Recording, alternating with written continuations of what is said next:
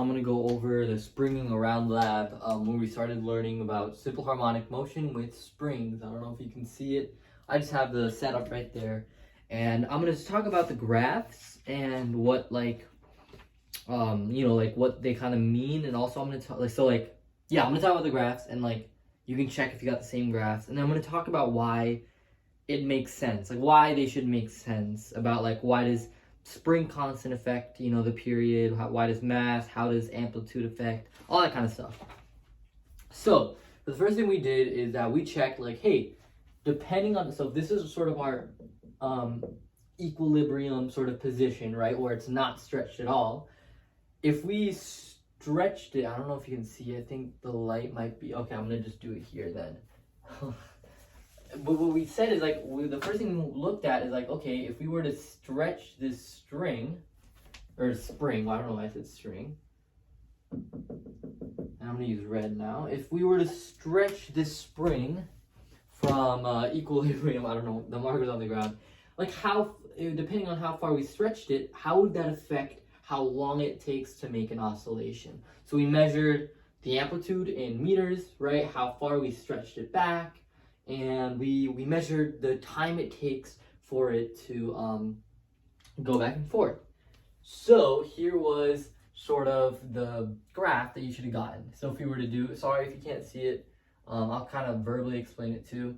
But, excuse me, you should get, so if you had amplitude on the x-axis, period on the y-axis, you should get a flat line, completely horizontal. And then, so when the amplitude is 0, there like is no period, so we can just kind of put like a hole there, like in geometry. That just means that, don't worry about that. The main idea is that, hey, no matter what the amplitude is, if you were to pick any amplitude, you would get the same exact period. Okay, that no matter how far you stretch back or forth, that won't change how long it takes to make one full period. And that's just one full oscillation is just like stretched all the way to the max and then all the way back to this compression again. Yeah, it doesn't matter how far you stretch back, which kind of is confusing because it's like, if you think about F equals Kx, if you have more stretch, right, if you have more amplitude, more X, you should get more force. And F equals ma. More force means more acceleration. So shouldn't it be going faster? So that's what we're going to look at. We're going to kind of think through that. Before we get to the explanation, let's go over to mass. How does mass affect the period? So you should have gotten a square root sort of graph. Now, in essence, it's going to make sense, right? When the mass gets bigger, the period, the time it takes to make that one full oscillation, should get larger. So that kind of makes sense. You don't have to really, we're going to see what, like, we're going to explain it with the proper physics, but just intuitively, yeah, if you had a boulder and you stretched it back 2 meters, that's going to take way longer than a feather, right?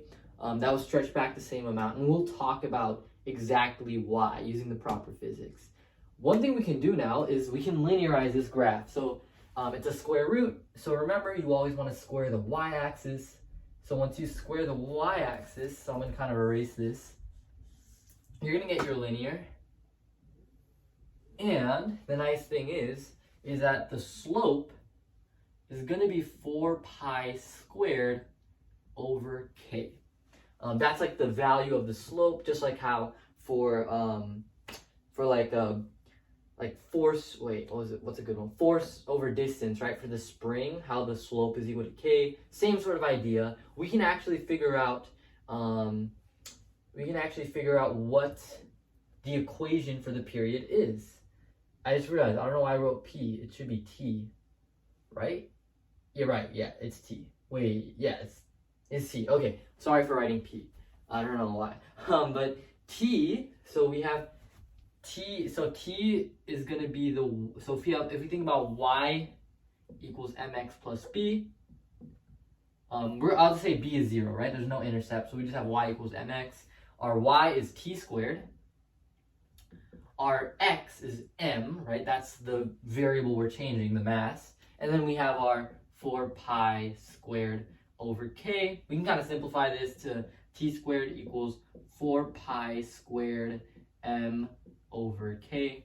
And then the nice thing we can do now is just take the square root, and you'll actually get the, and I'll kind of write this big. If you, inside the square root, 4 pi squared is a perfect square, so you can say t is equal to 2 times pi times the square root of m over k. M being our mass, and k being our spring constant.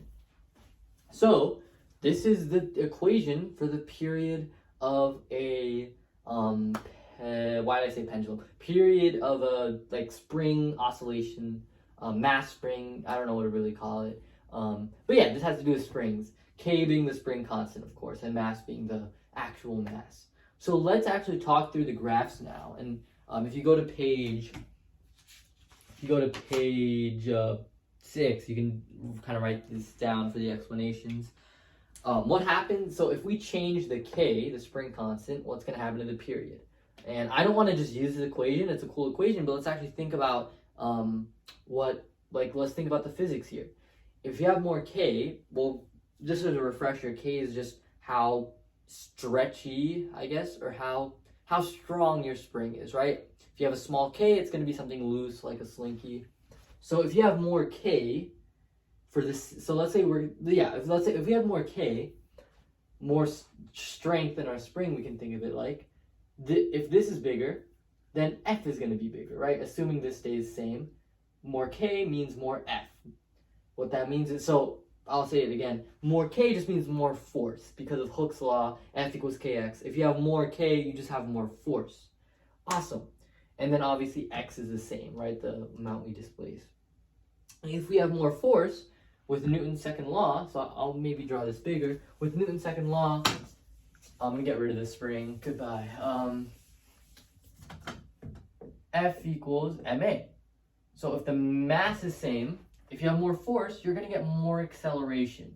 So I'll kind of show this again. F equals kx. More k means more force. So if you have more force, you also get more acceleration. And if you get more acceleration, you know, you're going to be spending less time making the period. Or doing the period, I guess, going through the oscillation. So hopefully that kind of makes sense. If you have more k, the period is going to get less. And this, our equation supports that because k is in the denominator. So yeah, for mass, it's a very similar sort of thinking.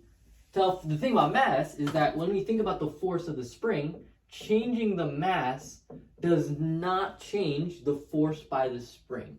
The force by the spring is equal to kx. It only depends on k, our constant, and x. So if those two are the same, changing the mass isn't going to change the force. So now you have a constant force, like initially, right, when it's pushed, you're going to have that constant force, or the same force, but more mass means less acceleration, because this is the same. So now less acceleration means bigger time, like a larger amount of time to make that oscillation. Our equation supports that. M is in the numerator, so more M means more time, a longer period. Cool.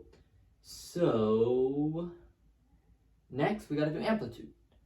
Amplitude, we saw, did not affect the period of a pendulum or period of a spring. Why is that? Well, let's use this same thinking. F equals kx. If you have a spring, mini spring here, because I don't want to take up too much space. If you stretch it, if this is equilibrium, if you stretch it like right here, 5 meters or whatever, you're going to get more force. Because 5 meters, right, you're going to get force out of that. So if you make that bigger, you're going to get more force. However, I should say this, not however, more force means more acceleration. So you're going to accelerate more. But if you you're going to have more distance to cover, because if you go 5 meters back, you're going to go 5 meters forward. And you can kind of think about that with energy. But you're going to go, if you go 5 meters back, you're going to go 5 meters forward. So you're going to have more distance covered. Think about it like this. if you only push it back a millimeter, you're barely gonna have any force. But if you push it back a millimeter, then your if you push it back a millimeter, your what was I gonna say? If you push it back, okay, yeah. If you push it back a millimeter, you're barely gonna have any force, you're barely gonna have any acceleration, but now you only have to travel 2 millimeters, right? That's not bad. Compared to if you get pushed back 5 meters, you're gonna have a whole lot of acceleration, but you have to go 10 meters and back. So that's kind of how it cancels out. If you take calculus, you will know that I don't think it actually cancels out. But yeah, I digress. This is the equation. A, or amplitude, is not in this equation. It has no effect. So yeah, hopefully that makes the lab make more sense. Let me know if I got anything wrong. And as always, thanks for watching.